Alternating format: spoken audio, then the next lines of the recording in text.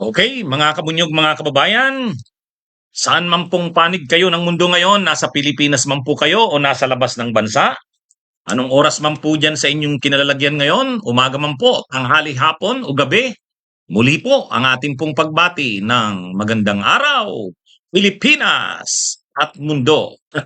Matindi. Actually, itong video na to na maiksi, itong video na to, ah, nung isang araw pa to, nung rally ito sa Liwasang Bonifacio. Yung rally doon sa Liwasang Bonifacio, nagsalita si Topacio. Ha?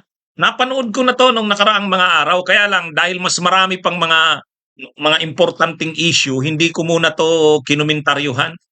Hindi ko to ginawang topic. Pero ngayon, nakita ko uli, ginawang topic ng isang vlogger. Sabi ko, oo nga pala, napanood ko rin yung ano na yan, yung video na yan. So sabi ko, ito nga kaya ang gawin kong topic. Kay George Macarana sa Israel, kay Medel Fabro, kay Task Force Aguila, kay Comet Jane, kay Roberts, Palawan Nature, kay Surusao Ruapan, Mario Roy Santos, o ang tanong ni Mario Roy Santos, ano daw ba ang sakit nito pasyon na pinaggiling ng sirauulong si Kibuloy? Ano daw, Kabunyog Mario? Nagpa-check up daw siya sa mga doktor. Yung masakit daw ang kanyang paa. Yung tuhod niya yata. Hindi raw yata siya makalakad. So ngayon, pinaano niya kay Kibuloy. Nung magkita sila ni Kibuloy, pinahawakan niya daw at pinadalangin. Sabi niya, Pastor, hawakan mo lang tong aking at panalangin mo, baka mapagaling. So, at hinawakan naman daw ni Kibuloy at presto. Yun. Anong ginawa ni Kibuloy? Tumalon dun sa stage habang nagsasalita siya. Sabi niya, ito na ngayon, magaling na ako. Pinagaling ako ni Pastor Kibuloy. Alam nyo, nagbo-border na sa kabuwangan nitong mga nangyayari dyan sa Liwasang Bonifacio, yung rally nila. Nagbo-border na sa kabuwangan. Kaya, sabi ni Caroline Kawakame, gout yun, too much drinking beer. Sa mental na daw magpatingin, sabi ni George Vargas. So yan mga kabunyog. Kaya dito, nakikita nyo dyan sa natin, maiksi lang kasi yung video. At saka nagko-comment din yung vlogger na nagpakita nito. Wala kasi akong makitang video na walang comment ng vlogger na nag-play niyan. Pero nakita ko na yan ng nakaraang araw, hindi lang ako nag-save ng video. Ngayon, wala tayong medyo light muna tayong topic ngayon. Hindi ko yan na-discuss nung nakaraang mga araw kasi nga mas maraming usapin na mas seryoso. Ngayon, medyo relax naman tayo at saka blessed Sunday sa inyong lahat. Gusto ko lang ipakita kung ano nang nangyayari dito. Mga buwang na itong mga supporters ni Kibuloy. Kay Isa Ramos, blessed Sunday po kayo dyan. Blessed Sunday. Kay Daryl Fortaleza, eksakto, tama ka ng obserbasyon. Katok na sa ulo itong sitwasyon. Kay Ferdinand Raimundo, good day po. Kay Ernesto Mayugba. Kaya ito mga kabunyog. Anyway, ito, panuorin na natin. Panuorin na natin ito.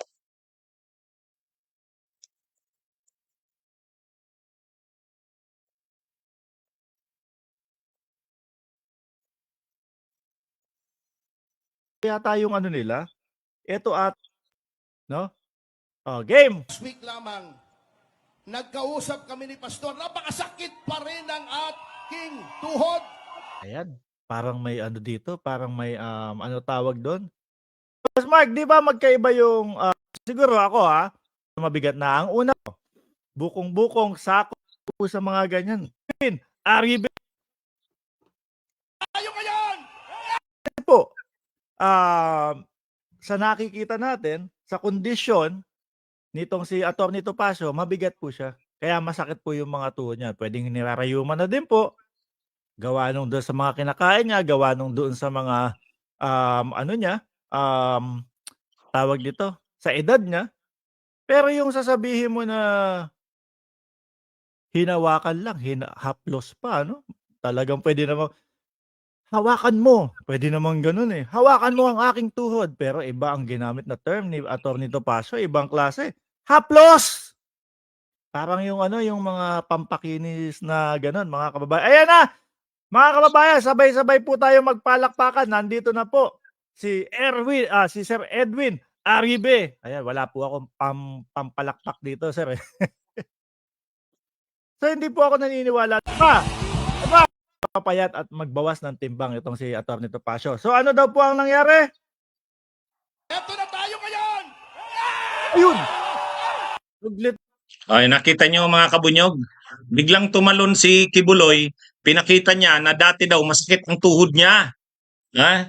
Pero ngayon daw, ayan, biglang tumalon doon sa rally. Ganyan na daw yung ano niya, yung sitwasyon niya ngayon. Aribe. Ayan, wala po akong pampalakpak dito. Tayo ngayon! Ayun! Oh. Suglit lang, may pagtalon pa bigla, oh.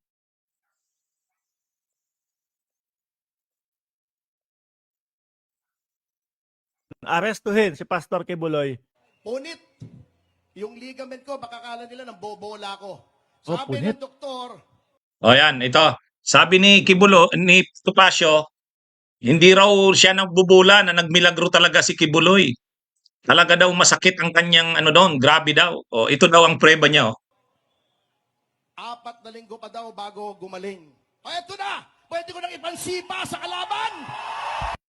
Kasi naman po yung mga ligament na yan kung hindi pa tapos yung 4 to 5 may scientific na bilang isang kay Bongbong. Pero ngayon hindi naman ako umpisa na tao siya. Wala, sabi ni G. So hindi po ako naniniwala doon sa mga ganyan. Ano Tagalog ng ano naman pong haplos diyan? Ano? Diba? Oo. Saan? Diba? Tapos syempre, haplos! Parang yung ano, napagaling si Atty. Topacio. Anyway, ano kasi ito, maiksi lang yung ano, sumisingit kasi yung vlogger, sa kanya kasi itong ano na to eh. Oh. Kalaban! Kasi Anyway, ang sinabi lang ni Topacio, sabi daw ng doktor niya, 4 na araw na linggo pa daw siya bago gumaling. Pero pinahawakan niya daw kay Kibuloy. Ha? Pinahawakan niya daw kay Kibuloy yung kanyang tuhod at ano daw, bigla daw siyang gumaling. Ngayon, ang patunay niya na magaling na nga siya yun. Kita niyo, nagtatalon, nagsisigaw.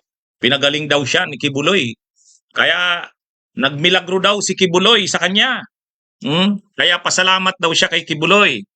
Ngayon, yung mga hindi daw naniniwala, mayroon daw siyang prueba sa kanyang cellphone.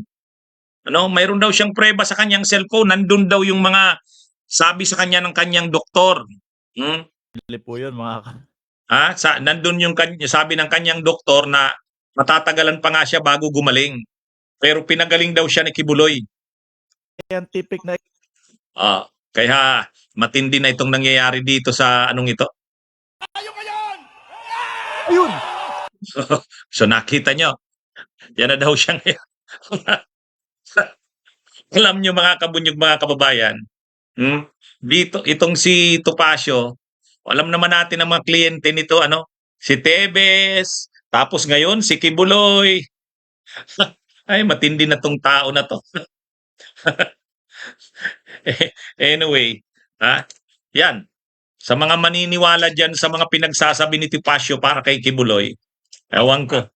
Kaya lang, marami pa rin talagang napapaniwala sa ating mga kababayan. Kahit alam ng hayag-hayagan ng panluloko tong mga ito. Anyway, so yan mga kabunyog. Maiksi lang yan na video. Pinakita ko lang na dun sa rally sa Liwasan, nagkakalukuhan na. Sabi ni Topacio, nagmilagro daw si Kibuloy. Pinagaling daw siya. Yung sakit niya daw sa tuhod, hindi siya makalakad. 4 na linggo pa daw sabi ng doktor niya bago gumaling. Pinahawakan niya lang daw kay Kibuloy. Yun, nagpatalo na siya kanina. Yun na daw. Ay, mga kabunyog. Ano na bang nangyayari sa bansa natin? Mga buwang na ito eh. Okay, magandang araw po sa inyong lahat. Mabuhay po tayo. Bunyog, halikan na kasama ka.